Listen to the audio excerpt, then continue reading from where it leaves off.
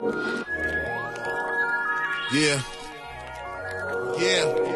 Crazy man, we throw the coke up in the Pyrex pot. Don't need the scope, I still hit him with a direct shot. We keep it moving like the hands on the Timex watch. You know what time it is. What's really good, ladies and gentlemen? It's the Talker New York Chef.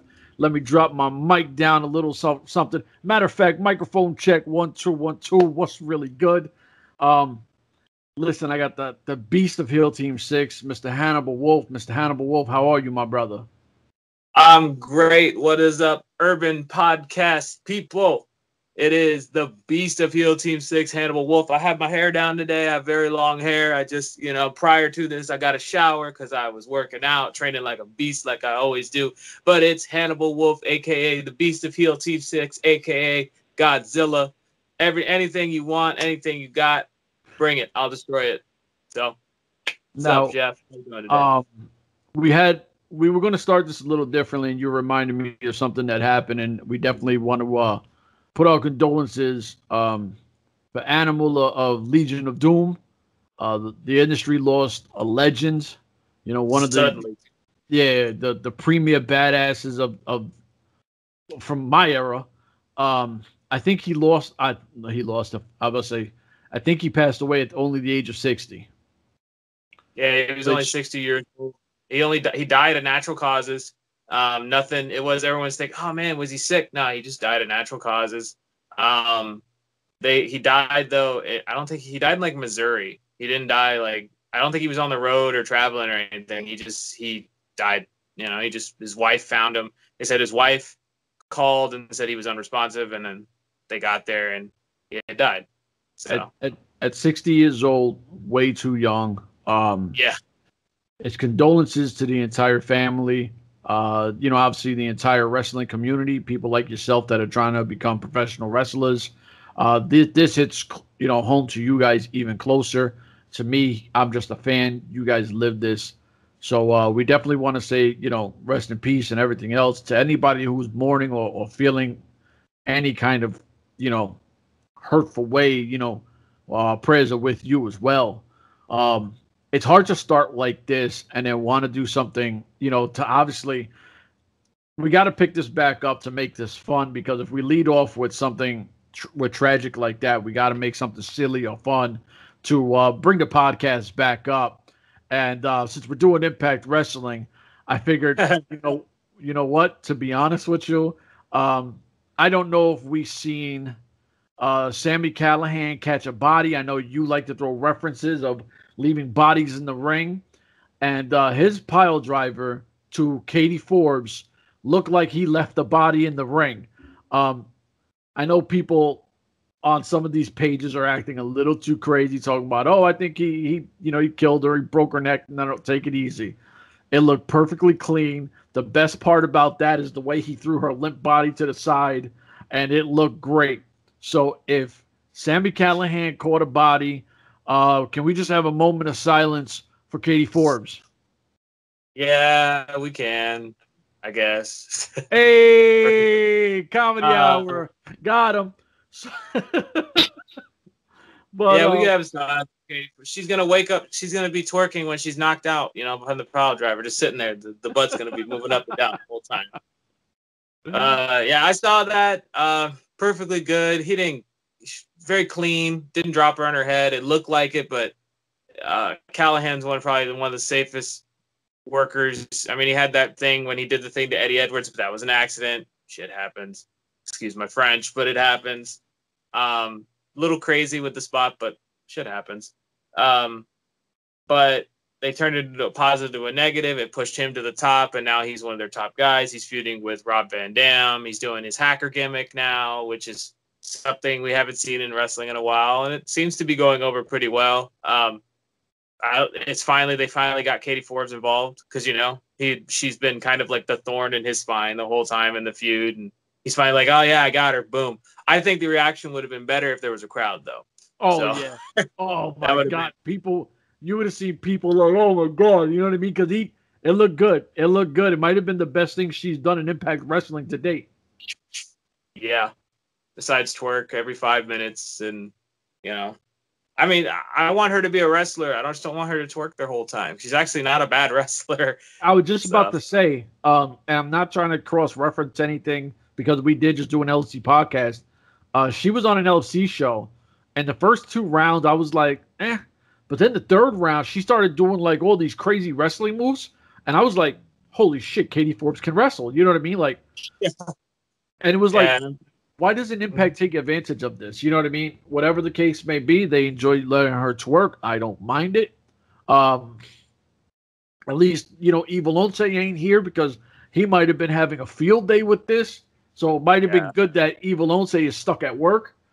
So we have, I don't know, maybe RVD this will light a fire under his ass because, his girlfriend or shorty or whatever he wants to call her just got spiked to the floor. Now, let me ask you a question. I know you've performed and you've done wrestling shows, right? Yes. Impact Wrestling is notoriously known for guys always getting beat up and attacked in the back, right? Now, once again, somebody gets attacked in the back, and it happens to be Eddie Edwards. I'm not going to try. Yeah. Favorite wrestler. Sure. Yeah. So, he gets attacked in the back. Nobody knows who did it. And it's like, for like the last, say, 2.5 years, like every month somebody gets attacked in the back in Impact Wrestling. At what point do you finally get security to try to stop guys from getting attacked in the back? I'm just asking you. This is your industry. I honestly don't know. It's just, I don't know if they're building towards a new character or somebody that's already there or someone who's returning. Feud-wise, I think Eddie Edwards was kind of just that transitional champion for the Eric Young situation. He won the belt from Eric Young, like 2-3 weeks ago now? Yeah. And it's just kind of, he's just kind of there now, and he's not doing anything. Like, who would attack him unless they're bringing someone back? But I just saw I watched the video like about an hour ago. I was like, oh, Eddie Edwards, who attacked Eddie Edwards? And it just showed him like he's walking, lights out, boom. And I'm like, where's security in all this? This happens a lot.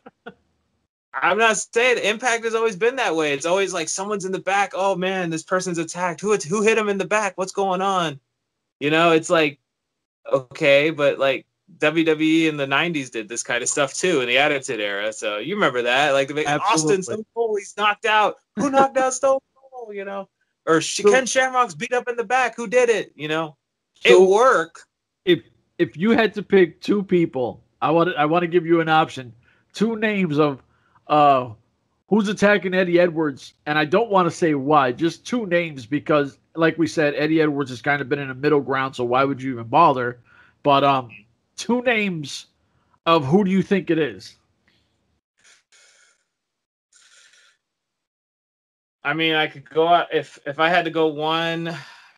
I mean, I don't really know Impact's roster that well, and I don't know who's a free agent, like who may be like coming in like to Impact as a free agent. Wait, can I cut you off real quick? Because I know you wanted to throw out a Heath Slater reference.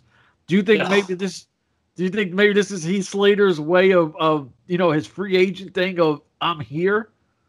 It could be. I mean, I like Slater, but then I just saw a thing. He just did a thing like Slater for Impact, and he's doing the whole presidential thing with Rhino, and I'm like, really, they're revisiting this again? Like, come on. I like Slater and Rhino. I thought they were great, but like, you're just rehashing the same thing. I think it's going to be someone we wouldn't expect. I mean, if anything, it could be Davey Richards. Could that be interesting? Like, could you imagine if Davey Richards was the one attacking Eddie Edwards and we reenact that feud with him and Eddie Edwards? To me, Davey Richards is like the Brett Favre of the wrestling industry.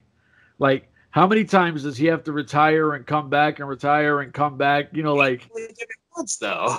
So, but it wasn't like a thing where he was always possibly retiring. Like, he wanted to be a doctor and stuff, and that's what he did. He went and got his degree. He went through college and got his degree. Wrestling paid for his degree, and that's what he did.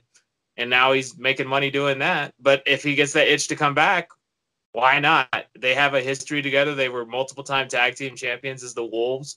that could be like our dark horse candidate. But I'm just like, I'm trying to think who's not under contract with WWE right now that could like be that like blackout guy who attacks somebody. I can't think of anybody like that's not in AEW or that's not in WWE doing that. Kurt.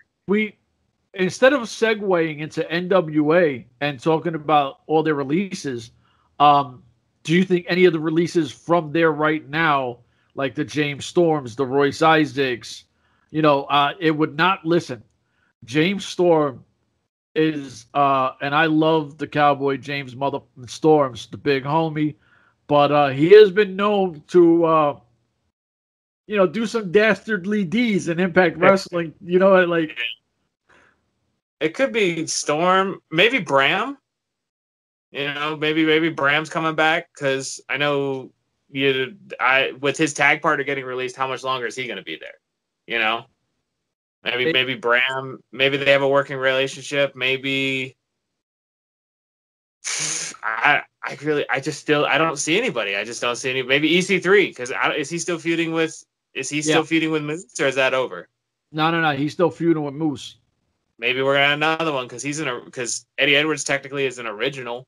He was around during EC3's time, so. I mean, to be honest with you, when you threw out Bram's name, I would definitely put Bram as one of my guys because Eric Young and Bram, they were that tag team partners, and it could be just I'm back. You know what I mean? Like, or maybe even I could say Crazy Steve because didn't he re-sign with Impact? No, unfortunately, I think that he actually has been like legally blind. Like I think his career is over. Oh, I read a post. I don't know if it's true, but I remember hearing something about that. He might, he's not wrestling no more because his eyesight is that bad. Yeesh. Well, yeah. I was just thinking because like Decay, but I would say Abyss, but he's in WWE, but like it's definitely. What about a guy like Ken Shamrock? You think Ken Shamrock just to get back into the fold? He could because I don't think him and Callihan are together anymore. Nah. It could work with Shamrock. Heck, maybe Sting. What if it's that? What if it's that piece of trash, Tommy Dreamer, and he's trying to snatch up Eddie Edwards' wife? I don't think he's there, but like, didn't he just have he had a match with like Moose, so they had a good match at Slammiversary. Like they replaced someone, and he wrestled, and he actually it's a good match. I don't know. It's just hard to tell, like, because I'm trying to think, like, who's on their roster, like, who would just match that, like, I'm gonna black out and attack. Heck, Jeff Jarrett. There, I'll just throw it out there. Jeff Jarrett's coming back to the Impact. With all the legal issues, Jeff Jarrett comes out of the courtroom to do it. That'll be free. Yo, that thing is still going on. That Impact GFW court thing. Yeah, and he's with WWE now too, so it's like, dang, you can't even think. I don't know. Maybe Sting, because I know Sting's a free agent. Be interesting. What if he comes back as the Joker Sting? That'd be cool. We'll see. We'll see. You know what? We'll definitely see. Speaking of the NWA departures, and like we said, you have Storm, Royce Isaac, Eddie Kingston, Zicky Dice, Ricky Starks. I think I'm missing another one. Offhand, I mean, obviously we haven't seen Thomas Latimer in a while. He could definitely be gone as well. It's not public knowledge yet, but when they said that Strictly Business would be at the tapings of the NWA Power, whatever it was called, it was only Aldis and Camille Brickhouse. You did not see Bram. You did not see Royce Isaacs neither. So technically, your TV champ was Zig Dice. He's out of the company. Half of your tag team is out of the company because no one has heard nothing about James Storm besides he's a free agent. So you got two belts that are technically in limbo now. And it's like, what's going on? And I think that I would like to see Impact Wrestling. I don't know if I want James Storm in AEW because where does James Storm fit? You know what I mean? Like, I think he comes back home. Yeah, I think he comes back home and finishes, you know, where it pretty much started with TNA and everything else. So that's my pick for him. As of Royce Isaac, I wouldn't be mad if you seen another DCC go at it, but a right way. And if Thomas Latimer is part of that group, I would love for the three of them to bring back DCC and start something to, you know, because I don't think Impact has a legit faction. Yeah, but everybody's got factions now. Like, how many factions? So many. I'm a faction junkie. Like, I'm that idiot that is so down for 40 factions in a company. You know, I'm just dumb like that. You know, it's part of my my idiocracy is I'm just a faction junkie. I like that whole mentality of gang culture or crews or what, you know, just whatever you want to call them. I like that stuff. So I'm all for it. Impact don't got one, so why not have one? They sort of no. I say if they got a third person, let's say the Good Brothers, they could bring the Bullet Club. Hey, that could be another one. It could be some Bullet Club guys. It could be one of them coming to Impact attacking Eddie Edwards. Are you saying because a certain Bullet Club guy is not in the G1, Tama Tonga, who has said that he'd like to work with both companies, do you think possibly Tama Tonga could be that guy and then we could see a Bullet Club instead of Aces and Eights at Bound for Glory? We could see both of them. We could see God, both of God, Tonga and Tamaloa. That would be mad interesting if they showed up. I'd be like, what's going on here? Like, and why not? And maybe Fale even. Why not? Now, Fale is the really big dude, right? Yeah, big general.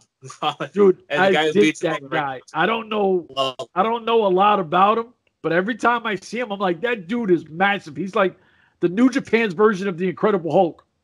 Yeah, he's massive. I mean, I love him because he's just funny because he's so serious, and I love his little thing where he always beats up the announcer. When he tries to announce him, he just pushes him and says, "Shut up." It's amazing. It's just funny, and he's an ex-rugby player. He's played rugby, and that's why he has so much. Yeah, he was ex-rugby guy, and he's so big. And have you ever seen those things? I think they're called like Bullet Club block parties or something like that, where they're amongst the fans, and like dudes will be like, "Go ahead," and he like open hand chops people, and they like cave to the floor. Like, you dumbass fans, look at the size of that guy. You want to look for a guy like Rockstar Spud size to try those chops. Still hurts. No question, it hurts. But a dude like that's gonna hit you so hard that he's gonna make that echo sound in your chest hit your back. You know what I mean? Yeah. So are you calling Bullet Club for Bound for Glory? Are you saying we're gonna have a Bullet Club sighting for Bound for Glory? It would make sense. I haven't seen Tama Tonga with New Japan. I don't even know who he did the little special down in, like, when they did the Americas, he was there. But I haven't seen Tongaloa. I haven't seen Fale, because I know Fale, I think he's either stuck in New Zealand because that's where he's from. And I haven't seen, the only Bullet Club guys I've seen are like the Japanese guys and Jay White, because he's over there for the G1 right now. And Kenta. But I could see possibly them showing up and the Good Brothers go, "Hey brother, let's take over this place," and maybe the Bullet Club comes to Impact. I mean, we won't have, the leaders like AJ Styles, Finn Balor, Kenny Omega, and the Bucks and all them. And Cody will still have the OGs. You know what? Hold on. I'm gonna cut you off there because when we were doing this prior, we were saying way early before anyone else brought it up, and it's one of our highest numbers where we thought the Aces and Eights would come back for Slammiversary. People could watch this and they could say whatever they want and try to spin it their way. But me and you, maybe we'll bring in missing in action. I won't even say his name. The guy who has to be added in our chat to speak. Maybe he'll join, or we'll bring in the other New Japan fan and Eva Lonce, and we'll do a specific Bullet Club Takeover Impact Wrestling Bound for Glory show, And I think that'd be more fun than actually talking other stuff because it gives so many options. And it's just our opinion on it. And I love your intake on New Japan because you have such a passion for New Japan that you could give people an understanding who might not even know New Japan because of how much information you give out. So we'll hold that one off. I'm stuck on who took out Eddie Edwards. Whoever did. Let me start with this. Whoever did, thank you. Let me say thank you very much. Listen, Eddie Edwards, one of the nicest guys I've ever met in the industry, but I'm just not a fan. I appreciate him. I love the fact the way he is outside the ring. But when people beat him up, it's like my Super Bowl. You know what I mean? Like, I enjoy watching Eddie Edwards gets pummeled. So thank you, whoever did it. But I think we pretty much covered everything we wanted to cover, except for the one thing that I wanted to throw Evil Onse's way. And I don't think it'll be right to talk Thunder Rosa without him because Thunder Rosa's his thing. I'm a massive fan. I love, what I will say. And I'm going to show Thunder Rosa mad credit. And I love her where I'm biased. Evil Onse is biased. Thunder Rosa's match this week, half her face was animal. She had the animal face paint. Yeah, I saw that. I thought that was one of the dopest tributes you could pay to somebody, and it was so dope. I know a lot of people are finally talking about it because it's, people are starting to put the screenshots out there and everything else. But it's what I try to tell people. I'm just a fan. Guys like Hannibal Wolf here who train all the time, and this is his passion. This is what he's trying to do. He understands the culture and what it means. For her to pay tribute to somebody like him just shows you what kind of family the wrestling industry really is. So I thought that was super special. What'd you think on the Thunder Rosa animal face paint? I give her a lot of credit because he's never been like, you have Animal and Hawk, and you think of LOD together, and you're like, okay, the two of them. And then when Hawk died, it was like, okay, what's going to happen now? Animal did his own thing. Yeah, the incarnations after that were never as successful, but he was still wrestling. The guy was still wrestling, doing what he loves. Even with his son in the NFL, he was still Animal. They asked his son. I was watching a video, ironically, when I was lifting. It was talking about the NFL paid tributes to him because of his son. They said, hey, this is, and he was talking about, his son was talking about, hey, my dad was dad to me at home. Animal was on the road, but he was dad to me at home. He's like, I had, growing up, he grew up in the wrestling business in a sense, James Laurinaitis, because he was like, I remember having ice cream bars with Earthquake and Tugboat. Wow. And it was just nothing. It was normal to him. These people weren't larger than life. They were just friends of dad. Dad would, they'd come over to dad's house to eat or, hang out, whatever. But he was just a generally good guy. And out of the two of them, he was like the level-headed one because he had the kid, when he first started. And then 3 years later, he had the kid. He had his first kid. And then he had his daughter. And he just kind of was he was the level-headed of the two. And he doesn't get a lot of credit. He was because everyone liked Hawk. But, no one really talks about Animal. But it just shows with her doing that, it's really respectful. I'm pretty sure we're going to see it all over the wrestling world the next few days, people paying tribute, as they should, because the Road Warriors were very iconic. They had an iconic look. People still mimic them to this day. Oh, yeah. Everybody does it. Everybody comes out every now and then you see a tag team pop up with the spikes and the facial paint and them going, people base their gimmicks on the Road Warriors. Great tag teams base their style on the Road Warriors. That shows you how iconic they actually were as a unit. It's sad and it was sudden. I remember I woke up in the morning and I look and I'm like, it's like of all, one of the promotions I follow says RIP Animal, and I'm like, what? he's like super young. How did thinking he went 60 and it was like, man, what happened? But then I found it was natural causes. I'm like, okay, that's why. But you know what? It would only be fitting if someone did a water rush, even if I do it wrong and chop it up. Go ahead. You know what I mean? Listen, like I said, I watched him as a kid. I enjoyed it. I watched him versus my Demolition with Axe and Smash, and I obviously went with Axe and Smash. But those two groups were just like a bunch of thugs. You know what I mean? Like, so yeah, thugging and bugging, baby. So that's what we got for today. Mr. Hannibal Wolf, please plug your social media. One more thing. I'm going to throw this in here. We're going to go back to Impact. New challenger for the Impact Women's title. Kylie Ray. Finally, she is going to challenge for the Impact title, and we're going to have a match with Deonna Purrazzo. But the side story in that is Susie. Impact. We didn't really touch on it last week because we didn't have time, but Su Yung probably coming back to Impact Wrestling because Susie's starting to snap. She's starting to do all the old Su Yung moves. She's sitting there twitching. It's like, oh no. I think the Kylie Ray Impact Championship match with Deonna Purrazzo is going to end up with Su Yung returning and costing Kylie Ray the match. And then we're going to have a feud between Kylie Ray and Su Yung, and then eventually probably have a triple threat with the three of them in the match. That's my prediction for that.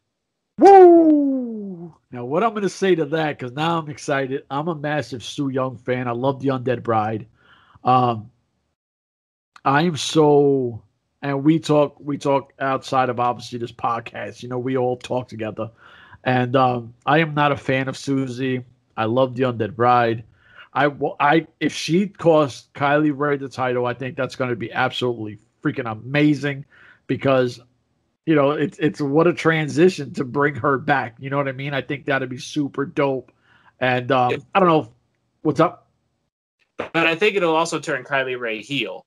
Because Ray will either that or because either she'll cost Su Yung the belt, like Susie will cost her the match and be all Su Yung-ish, but then she'll go back to being Susie and Kylie Ray will be like, "What's wrong with you?" You know, and start hitting on her, and then Su Yung will come back, or Su Yung will just completely they'll do the whole thing where the persona takes over Susie completely and just attacks Kylie Ray, and then do you think they try to do it like theatrical where the lights go off and out of nowhere, then she goes from dressed as Susie to like Su Yung, and then she just like takes her out of something? I think it's just going to be her just standing there. She's going to twitch, and then just the hair, and then she's going to see the face, and she's going to make the face, and you're like, oh shit, here we go. And then and then afterwards, she's going to attack her and just be all, probably like smear her makeup and be all, the Undead Bride again. So that's my thing. I'm with it. I like it. I like it a lot. Ladies, now, please, sir. Wait. Before we do that, you already know what it is. It's www.urbanwrestlingnetwork.com.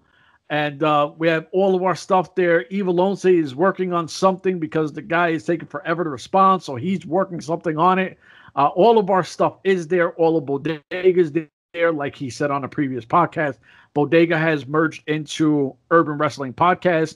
Joker's Club merged into Urban Wrestling Podcast. So we took both podcasts, came into one, and this is what we do out here. Now, my brother, please plug your social media.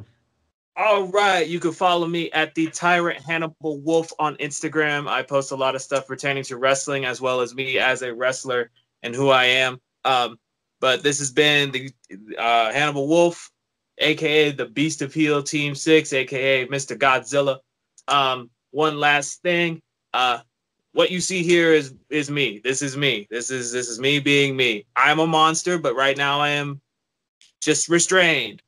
I'm a worker, but I will beat you into oblivion. I don't care. Any company, you want to sign me, you're going to get a monster. You're going to get the baddest dude, the best thing in wrestling. Nobody wants to sign because they're afraid of what I'm going to do to their roster and to their champions. So go ahead, Jeff. I'm going to let you people know right now.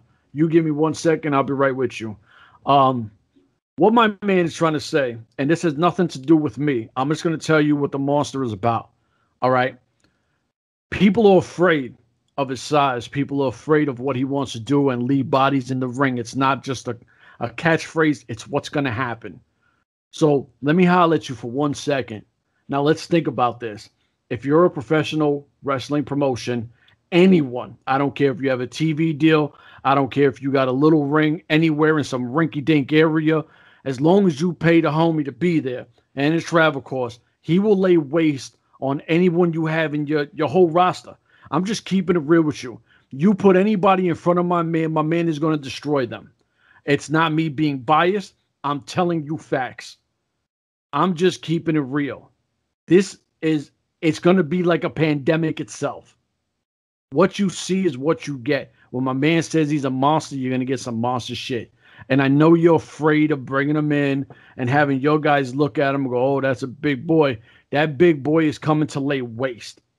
So if you're ready for that, let him know. At the Tyrant, Hannibal Wolf, and he's prepared to just put a beating on everyone who gets in his way. It's called laying waste, putting bodies on the floor. And I told him in a private chat, I said, you know what we're going to do? We're going to have some fun with this. Every single body you leave in there, like, because he's a former football player, every time he leaves a body on that ring, we're going to make a little Hannibal Wolf logo, and we're going to stick it like a sticker. And we're going to put it on social media, 1, 2, 3, and we're just going to have it across the board of every single body he lays waste to.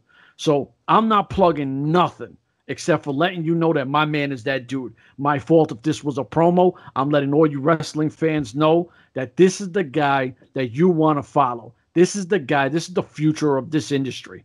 So instead of sitting there plugging myself, this is the one time I'm going to do it outside of whatever we'll do, is I'm going to let you know, follow that.